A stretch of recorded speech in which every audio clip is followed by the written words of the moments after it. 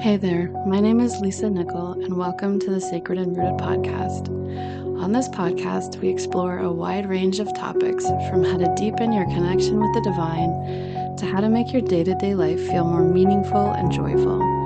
Through mindset, spirituality, cyclical living, and my personal favorite, meditation, my wish for you is that you live a life you are excited about on a soul level, where you feel grounded, divinely powerful, and most of all, free to be authentically you. I hope you enjoy the show. The music for my podcast is created by my beautiful sister, Sarah Russell.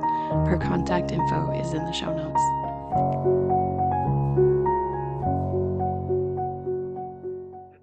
Hey there, it's Lisa. Welcome to the podcast and welcome back for all the listeners that have been listening for a while. Today, I want to talk about the World Cup and how maybe you've been listening to my podcast for a while and you're kind of like, I love the idea of things. Her ideals might be lofty, or like, yeah, maybe one day we can get there, but I'm not really sure I ever see evidence of it in real life in large scale situations.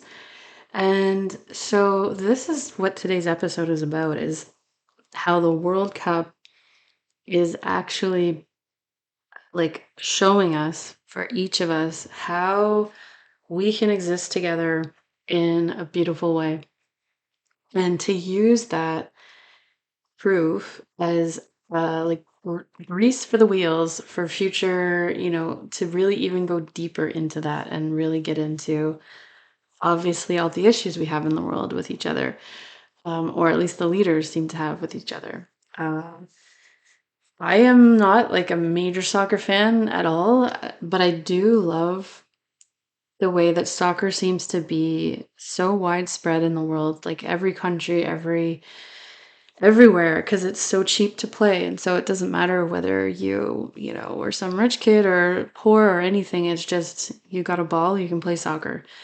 And I think that has allowed it to become so popular. And so then when there is a World Cup, literally like a lot of the world is behind it and excited about it. And it's beautiful to watch, because, especially lately, we have not had that many options for reasons why we should all think each other is awesome. There's a lot of contentious crap going on in the world, and I've always been of the opinion that it's not the regular people that have problems with each other. It's the leaders of the countries. It's the top this or that or of whatever system, uh, that are kind of creating the problems and creating the divide. And this has just been so heartwarming to see for like an extended period of time, like weeks and weeks now, whatever. I don't even know when the World Cup started, but anyways, it's going on for longer as we speak. I think they're still in their first rounds of their first groups. But we can be with each other and we can have fun with each other, and it's not just the Americans can only have fun with themselves. They can't hang out with anyone else in the, like, all the countries are getting together and people are celebrating soccer as a whole, but they're also celebrating their individual country culture and prowess, if you want to say that. And so it's just such a gorgeous example of how we are all just humans and we love soccer. In this example, say, right? We all love soccer. So we're like, great, you love soccer, I love soccer, everyone loves soccer, awesome. That's our commonality, right? And then each country is like celebrating their own countryness. Like, so, they had the Scots in Boston or whatever the last few weeks. And the Scots came and, like, brought all of their kilts and brought all of their bagpipes and just like had a Scottish time, and people were loving it. And I saw, like, I think it was a Norwegian country, they were out there, I don't even know what town it was in, and they were um, rowing in park or on somewhere downtown, and everyone's cheering them on and they're like doing their thing. And then I also saw a clip where it was some African country, and I don't know if it was the opening ceremony, if there even is an opening ceremony. I really don't know much about soccer, I have to say, or like the World Cup festivities, but they came in. It must have been the soccer team, and they came in and they had the most brilliant and fierce looking, like it was like black suits, and then they had some sort of animal print kind of across one shoulder, and they just looked like, it gives me tingles just thinking about it. They looked so fierce and proud, and like, the king energy, the queen energy, that sort of thing, where it's just like, yeah, here we are. We're here to play soccer. And people are like nice, like they're cheering them on, because it's people aren't taking it as like, oh, well, if they look so great and they seem so fierce, then we're not. It's like everybody's cheering on the countries for their own, celebrating their countryness, their like zhuzh, whatever it is. But then also everybody is just having a great time together because everybody knows that everybody loves soccer. And so it's just a real great way to like weave everyone together, and to really compute that like it is not that hard for us humans to just exist with each other. It really isn't. And because we all, I mean, humans for the most part are just really decent, kind people. And soccer has been such a gel for that, and such a display for that too, because it is well recorded. And so all of the shenanigans, all the fun, and all the everything is just all over the internet. And so I want us to take that in and really understand that it's that simple. And if we came to any problem that we're dealing with in our community, in our country, in the world, with that basic level of acceptance and understanding, we wouldn't be coming at problems as like me and you. We'd be coming at problems with the idea that we're all here and we have to figure something out that makes it a little easier for us to exist together. And that would make so much difference in the way that we discuss problems, the way that we bring up problems, the way that the way that social media kind of makes it into like little clips of like highly inflammatory things that somebody's saying or doing, and it's not the whole context. And so if we can really just drink this in as an example of like our highest, like not even our highest, just like a really reasonable level of humanness to humanness, and know that we can do it, because if we can do it for soccer, we can do it for anything.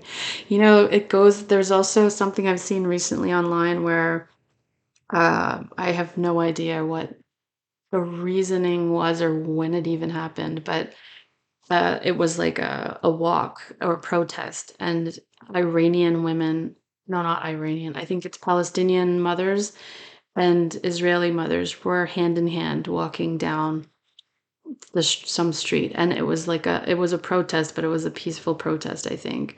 And it was like the moms had finally been like, fuck this, like we don't need all of our kids, our parent, like just generations of killing, like this needs to stop. And so they had gotten together hand in hand, knowing that like mom to mom, they have the same goal. They do not want their children to die in a war that seems never ending and pointless.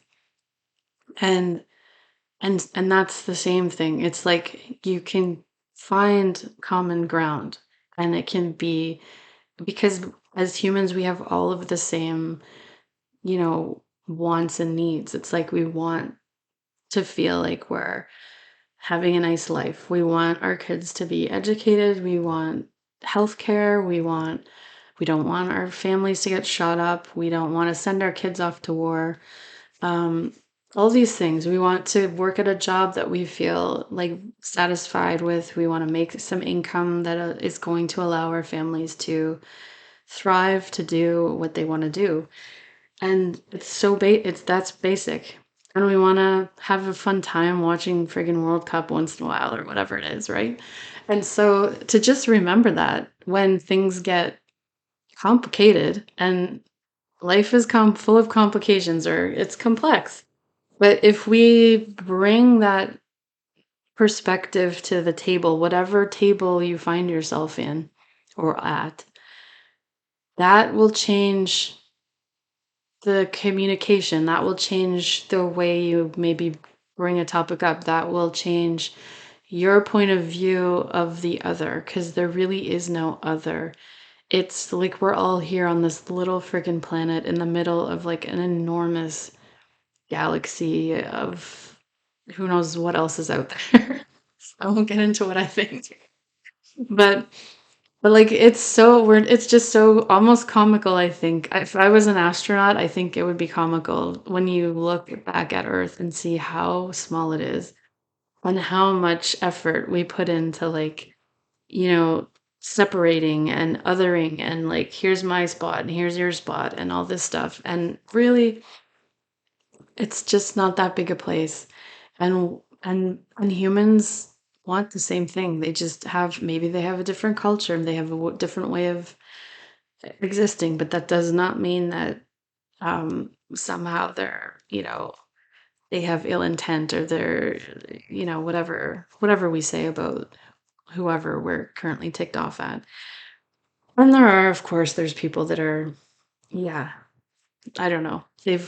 They're not nice people. They could even be evil. There's lots of pedophiles, apparently more than I ever thought.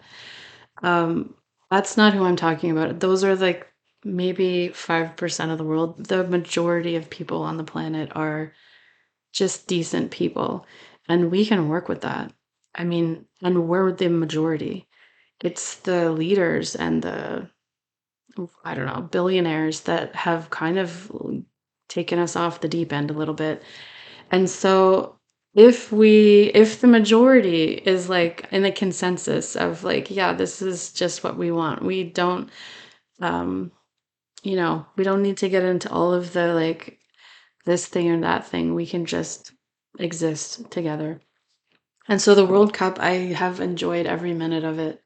As far as like Canada is doing a great job for itself, but also just seeing the people and the pride in their different cultures, their different countries, and like proudly displaying that. And then also the people watching it and just receiving it and being like, yeah, you guys fucking rock. And then over here, oh yeah, you rock too. Like, excellent, excellent, excellent. And to just really try, and I think that's just such a concrete example of the the energy behind everything that I ever have discussed on this podcast, where it's just like we can do this. It's not actually like a huge giant step. It's just a couple of shifts in perspective, and a different way of doing it than say what Facebook encourages you to do, or whatever other social media, where it's like clickbait is better if it's very controversial and inflammatory because it just irks people. But if we can really start to just be with people and keep that fact that we are really very much more similar to everybody on this planet than we are different, and that we can find common ground in every case if we are not allowing, greed and just control to run our lives. And I think that's what we're seeing now with the leaders of different countries, of different huge companies, just that like it's getting so exposed, which is perfect, because then I think people have the opportunity to finally say like, what are we, what? If they're running the country, we don't need that. Like that is not that was not the point. And so here, let's do it a different way, and a more humane way, and it'll ripple out, and we don't need everybody to get on board to have it kind of become a tipping point that just spreads throughout the world and beyond. And so, yeah, that is my little World Cup. Gotta love the World Cup, but also like, holy crap, like this is people doing the next thing that we need to do together is to just literally celebrate the similarities and also celebrate the uniqueness, the individualness, and not make it like if they're from a different country, then that's like they're not us. It's like, no, we can be from different countries and celebrate the uniqueness of each country. And that goes right back down to humanity, where it's like, I can see the similarities in you, and I know that we are one. Like what I do is going to impact you, what you do is going to impact me. And and so I can celebrate the similarities and I can also love your uniqueness and you hopefully can love mine and so on and so on. And it's not like a win-lose situation. It's a win-win because as everyone shines in their own individual way, that is exactly what this world needs to come up with the brilliant solutions that we need for lots of our big world problems. Um, is people to be in their brilliance. And that happens a lot faster and a lot easier when we can celebrate people on a day-to-day basis for just being seeing them in their seeing them in their sameness to us and also they're different and celebrating that and just not feeling excuse me like it's a win-lose. It's we have to win-win. Otherwise we're gonna both win. We're gonna lose-lose. Even the person who wins will only win for a second before, the end. Yeah, it's not gonna work unless we're all in it together. And we are all in it together one way or the other. So I hope you're enjoying the games. Whatever countries you're back behind most, and Wicked, I hope they do well. And I have no idea the structure of the World Cup, like who runs it and how it is, and whether or not maybe it's slightly corrupt or not, or what happens with it. But I do know that the fact that so many people are watching it around the world, it is like a very unique sporting event in the vastness that it covers and just the way that it so evidently brings out the best in people and together in large crowds. There's been like no friggin', smashing of shit and fires and stuff. It's just been a big celebration all over the place. And so let's ride that wave and then even after the World Cup, just have that in your mind as a little nugget, a little, this can be different. We can approach this as more of a, any problem that you have in your family, in your community, in your whatever, in your kid's school, at work, anything. Problem is the problem. It's the two or three or however many people are involved. It's for all of you to come up with how are we going to handle this? How are we going to resolve this together? Not this is my problem and that's what you think. And then everything is like a push, like a tug of war, right? And to really get away from that as a way of communicating with people and to think like, okay, here's the problem. Everyone agree that this is a problem? Yep. And so how are we going to come to terms with this? What do you really need out of it? What do I need out of it? How do we want to move forward? And that changes the way that you speak and the way that you listen as well, which is huge. Because listening is one of those it's underrated. It's an underrated skill. Anyway, so yeah, that's it. I hope you're enjoying the World Cup. I hope your team wins. I hope whatever it goes as far as you think they do better than they expected. I'm cheering for Canada and Scotland because that's just my jam, and but also just acts completely enjoying the humanity, like the celebration of humanity. I really, really am taking a lot of hope, a lot of heart with what I'm watching and knowing that sometimes we think, it's so far away, there's no way we could fix any of this. These big problems are so huge. But it really does start on the ground. Like it starts with every one of us regular folks, and we are the ones we've been waiting for. It's not our leaders. It's us, and we can change the entire world. There's so many more of us than there are leaders, corrupt pedophiles, and all the other people that maybe should just get moved to Mars on Elon Musk's whatever space shuttle he's working on.